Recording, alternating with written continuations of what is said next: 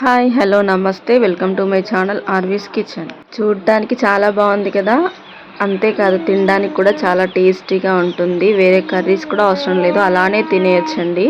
So ఈ recipe 1 cup గోధుమ పిండితో చేసుకోవచ్చండి. సో ఎలాగో చూసేద్దాం రండి. ముందుగా ఒక 2 టమాటాలని, ఎర్రగా పండిన టమాటాలని 2 తీసుకొని అందులో వాటర్ యాడ్ చేసుకొని ఒక 2 మినిట్స్ వరకు బాయిల్ చేసుకోవాలి. ఇప్పుడు ఇవి బాయిల్ అయిన తర్వాత వీటి మీద తొక్కని తీసేసి చిన్న చిన్న ముక్కలుగా కట్ చేసుకొని మిక్సీ జార్లోకి తీసుకోవాలి. సో ఈ విధంగా ఎంత వీలైతే అంత మెత్తగా మిక్స్ చేసుకోవాలి. ఒక మిక్సింగ్ బౌల్ తీసుకొని అందులో జల్లించి పెట్టుకున్న 1 కప్పు వరకు గోధుమ పిండిని యాడ్ చేసుకోవాలి. అలాగే టేస్ట్కి తగినంత సాల్ట్ వేసుకోవాలి. ఇప్పుడు మనం ఫైన్ పేస్ట్గా చేసుకున్న టమాటో రసాన్ని దీంట్లో కూడా యాడ్ చేసుకొని ఉండలు లేకుండా మెల్లిగా కలుపుకోవాలి. ఓన్లీ టమాటో రసమే పిండికి సరిపోదు కాబట్టి కొద్దిగా వాటర్ యాడ్ చేసుకుంటూ బాగా కలుపుకోవాలి.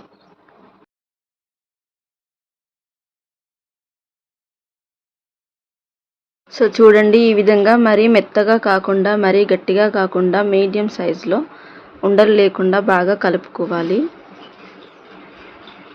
ఈ పిండి ఇప్పుడు ఆరిపోకుండా కొద్దిగా ఆయిల్ అప్లై చేసుకొని మరొకసారి బాగా కలుపుకొని మూత పెట్టుకొని ఒక 5 నిమిషాల వరకు పక్కకి పెట్టుకోవాలి.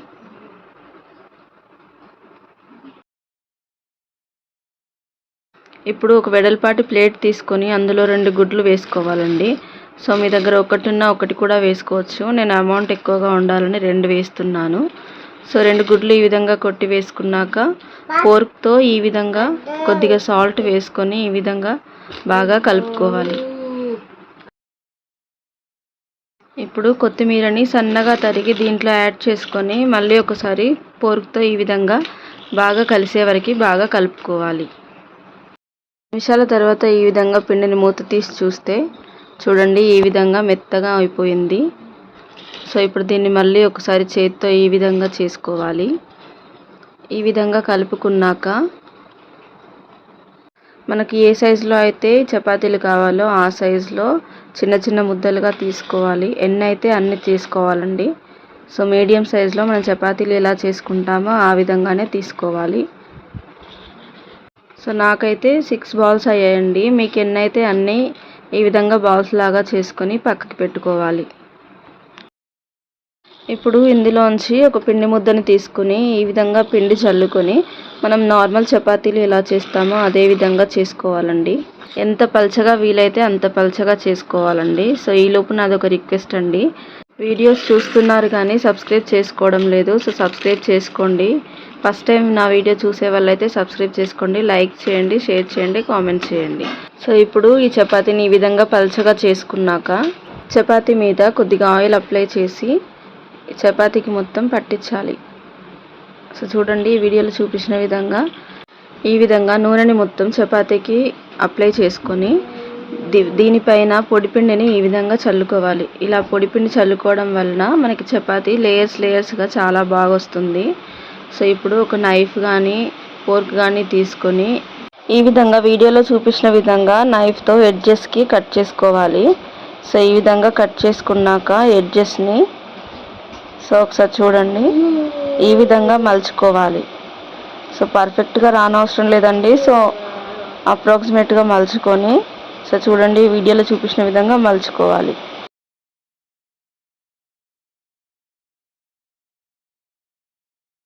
చూడండి, ఇలా స్క్వేర్ షేప్లో వస్తుంది. సో ఇప్పుడు దీనికి కొంచెం పొడిపిండి అప్లై చేసుకొని మరొకసారి చపాతీ లాగా చేసుకోవాలి. సో రౌండ్గా కాకుండా ఇలా స్క్వేర్ షేప్లో చేసుకోవాలండి. షేప్ పర్ఫెక్ట్గా రానవసరం లేదు. సో మీకు ఏ షేప్లో వస్తే ఆ షేప్లో చాలా బాగుంటుంది, టేస్ట్ మాత్రం బాగుంటుంది షేప్ బాగాలేకపోయినా. సో చూడండి, ఈ విధంగా ఒకసారి మనం రోల్ చేసుకోవాలి. సో ఈ విధంగా మరీ పల్చగా కాకుండా మరీ మందంగా కాకుండా మీడియం సైజులో చేసుకోవాలండి. సో చూడండి, ఈ విధంగా చేసుకొని పక్కకి పెట్టుకోవాలి. సో చూడండి, ఇప్పుడు నేను ఇంకొకటి చూపిస్తున్నాను మీకు అర్థం అవడానికి. ఒకసారి చూడండి, ఈ విధంగా కట్ చేసుకొని పొడిపిండి చల్లుకొని ఈ విధంగా ఫోల్డ్ చేసుకొని పెట్టుకోవాలండి. సో బాగా పొంగుతూ వస్తాయి. సో సో చూడండి ఈ విధంగా చేసుకొని మిగతావన్నీ కూడా ఇదే పద్ధతిలో చేసుకొని పక్కకి పెట్టుకోవాలి. ఇప్పుడు ఒక ప్యాన్ తీసుకొని అందులో ఆయిల్ వేసుకోవాలండి. ఆయిల్ ఎక్కువగానే పడుతుంది.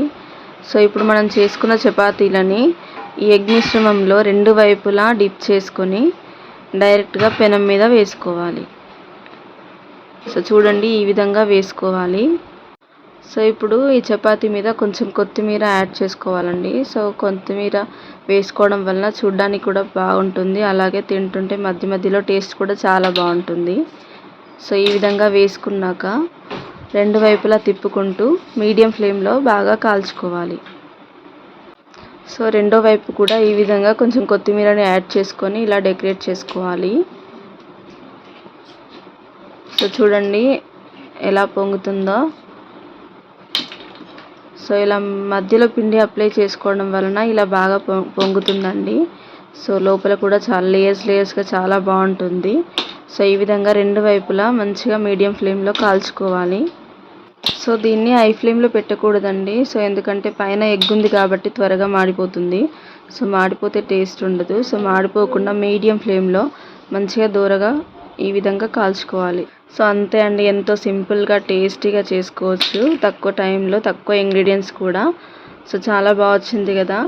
సో ఇంకెందుకండి ఆలస్యం, మీరు కూడా ఒకసారి ట్రై చేసి ఎలా వచ్చిందో నా కామెంట్ సెక్షన్లో కామెంట్ చేయండి. అలాగే మరిన్ని వీడియోస్ కోసం నా ఛానల్ని సబ్స్క్రైబ్ చేసుకోండి.